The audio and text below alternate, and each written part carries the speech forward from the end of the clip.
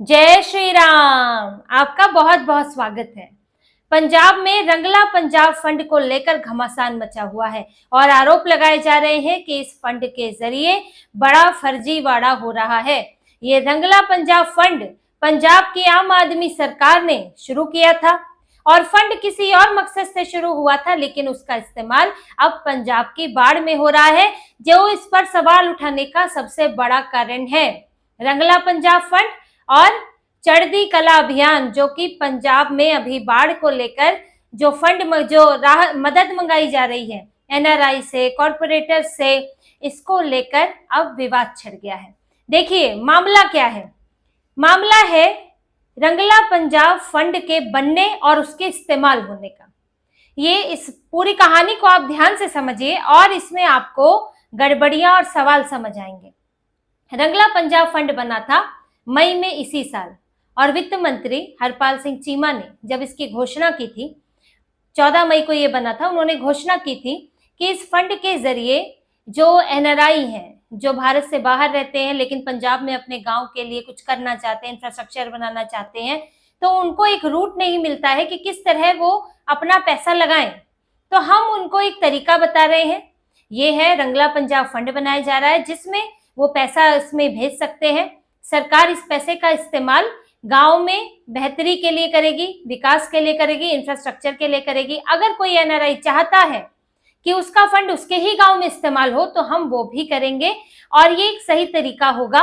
और पहले ये संभव नहीं था क्योंकि कानून में कुछ समस्या थी, लेकिन अब जो है हमने इसके सारे जो बाधाएं हैं दूर कर दी है और हम आगे जाकर केंद्र सरकार से अनुरोध करेंगे कि इसमें जो डोनेट कर रहा है उसको टैक्स फ्री किया जाए। अब ये फंड बना, यहां तक तो समझ आ रहा था कि चलिए फंड बनाया गया है, लेकिन उसके बाद इसमें क्या पैसा आया, नहीं आया, कुछ इसकी जानकारी नहीं है। इस फंड को कौन चला रहा है इसकी जानकारी नहीं दी गई। लेकिन अचानक से इस फंड की दोबारा बात छिड़ती है अगस्त सितंबर में, जब अगस्त में बाढ़ आती है पंजाब में। उसके बाद भगवंत मान एक प्रोग्राम शुरू करते हैं, चढ़ती कला अभियान शुरू करते हैं और उसके तहत पंजाब में राहत कार्यों के लिए पैसे मांगते हैं कि एनआरआई, बिजनेसमैन जो भी अपना यहाँ पर मदद देना चाहे वो दे सकता है। लेकिन वो पैसा देगा कहाँ? वो मुख्यमंत्री राहत कोष में पैसा नहीं देगा, वो किसी नए फंड में पैसा नहीं देगा, वो देगा रंगला पंजाब फंड में पैसा। अब यही सवाल उठता है कि आखिर रंगला पंजाब फंड में क्यों कोई पैसा देगा? उसका पर्पस अलग था। आज आप किसी और मकसद से मांग रहे हैं, तो आप रंगला पंजाब फंड का इस्तेमाल क्यों कर रहे हैं? इस पर भगवंत मान की सरकार कोई जवाब नहीं दे रही है, क्योंकि ये जो फंड है ये सरकार ने बनाया नहीं है। इसे किसने बनाया है इसकी जानकारी नहीं है। इस फंड को लेकर देखिए कितनी अनियमितताएं हैं।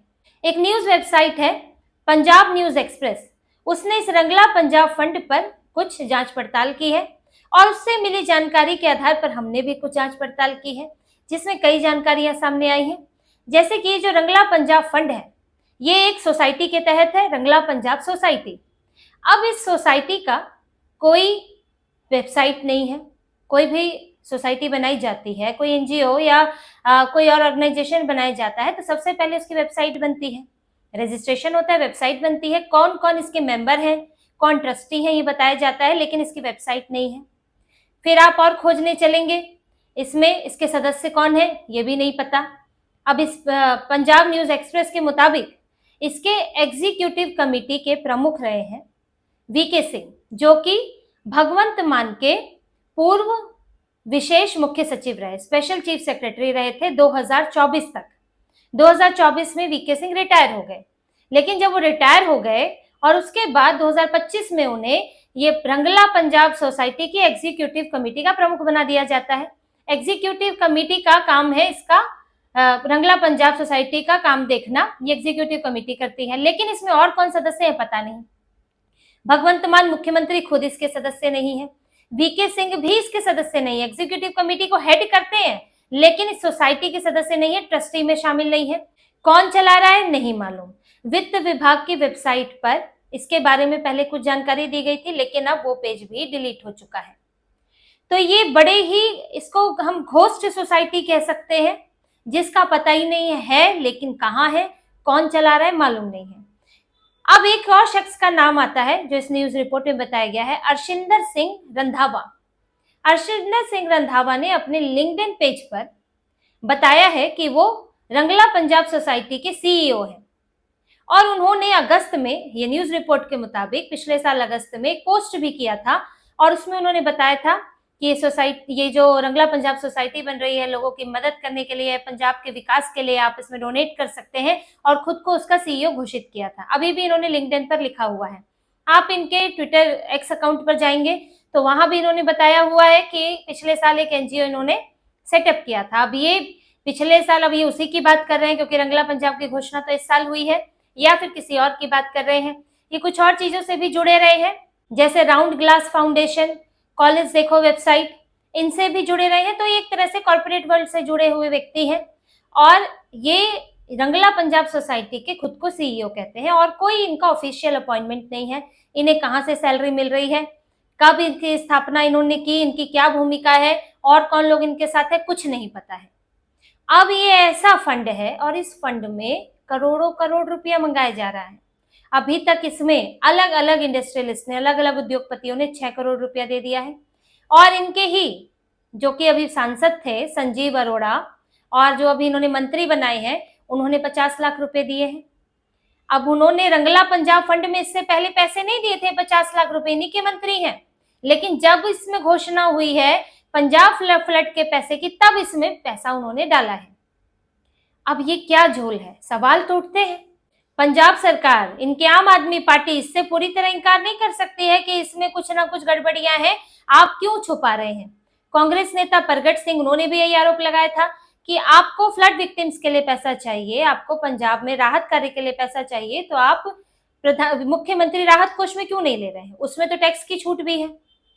तो आपने अलग फंड, वो भी ऐसा फंड जो इस काम के लिए बना ही नहीं था, उसका सदस्य कौन है कुछ नहीं पता है। तो अब आरोप लग रहा है कि इसके जरिए एक बड़ा फर्जीवाड़ा हो रहा है और इस फंड का इस्तेमाल कैसे होगा इसकी किसी को जानकारी नहीं है, आरटीआई के तहत भी नहीं आता है। और भगवंत मान ने इतने विज्ञापन इसके लिए जारी किया हुआ है कि आपके जो आप इसमें पैसा देंगे, एक एक चीज का बेहतरीन तरीके से इस्तेमाल होगा और उसका आप कोई इसमें आपको गड़बड़ी नहीं होगी, हर एक आपका फंड बिल्कुल सुरक्षित है। सारी बातें उन्होंने इसके अंदर बोली है विज्ञापन के अंदर।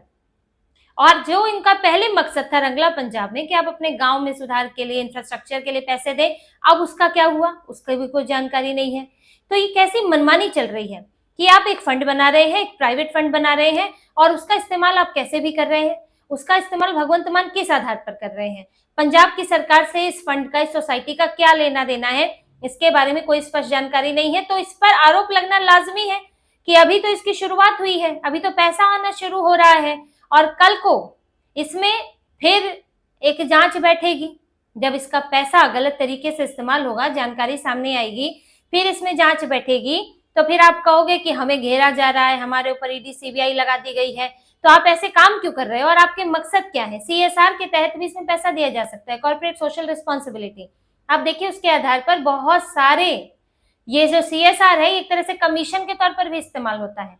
कॉर्पोरेट जो कंपनियां हैं उनकी एक जिम्मेदारी होती है कि वो सामाजिक भले के लिए अपनी कंपनी का कुछ पैसा लगाएं, एक तरह से दान ही है ये।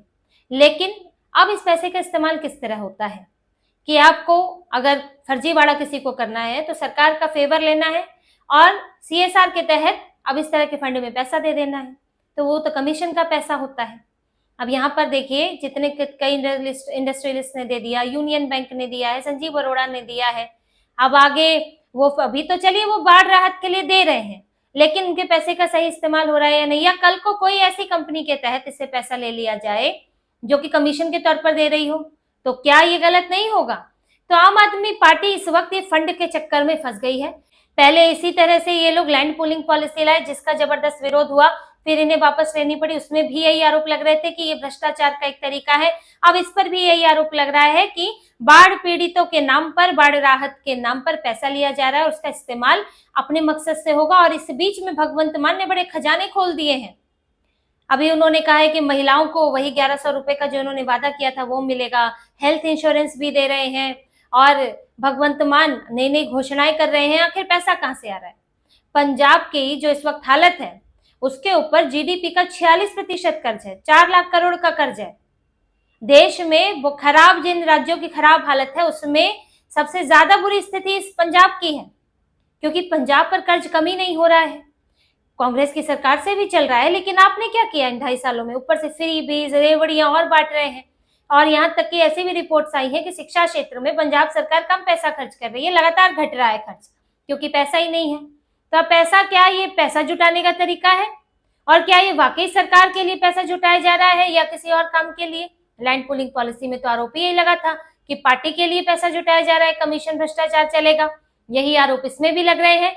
तो कम से कम अब पंजाब की सरकार को, भगवंत मान सरकार को ये तो स्पष्ट करना चाहिए कि रंगला पंजाब सोसाइटी का ट्रस्टी कौन है, कौन संभाल रहा है, कौन कौन एग्जीक्यूटिव कमेटी में मेंबर है, और इसका पैसा किस तरह इस्तेमाल होगा, किसके पास अथॉरिटी होगी। ये आप अंधेरे में रखकर इतना बड़ा करोड़ों का फंड इस्तेमाल नहीं कर सकते हैं, और करेंगे तो कल को फंसेंगे भी। आम आदमी पार्टी की सरकार दिल्ली में तो फंसी ही पड़ी है। शराब घोटाला, शीश महल घोटाला, पीडब्ल्यूडी के घोटाले, तरह तरह के घोटाले चल रहे हैं। अब यही यहाँ पर सरकार में है नहीं, तो यही सब पंजाब में अब शुरू हो गया है। पंजाब में नई नई स्कीमें निकल रही हैं, लेकिन अब इनका अंजाम क्या होगा देखिए। अभी तो शुरुआत हुई है, लेकिन हो सकता है कि अगर इसमें कोई गड़बड़ी पाई गई तो कल को फिर ये फंड भी ईडी सीबीआई के दायरे में आएगा और भगवंत मान को फिर चक्कर लगाने पड़ेंगे। अरविंद केजरीवाल, मनीष सिसोदिया की लिस्ट में उनका नाम भी शामिल हो जाएगा। तो इसी तरह की और खबरें और विश्लेषण आपके लिए लाते रहेंगे। हमसे जुड़े रहिए, सब्सक्राइब कीजिए, कमेंट कीजिए। बहुत बहुत धन्यवाद। जय श्री राम।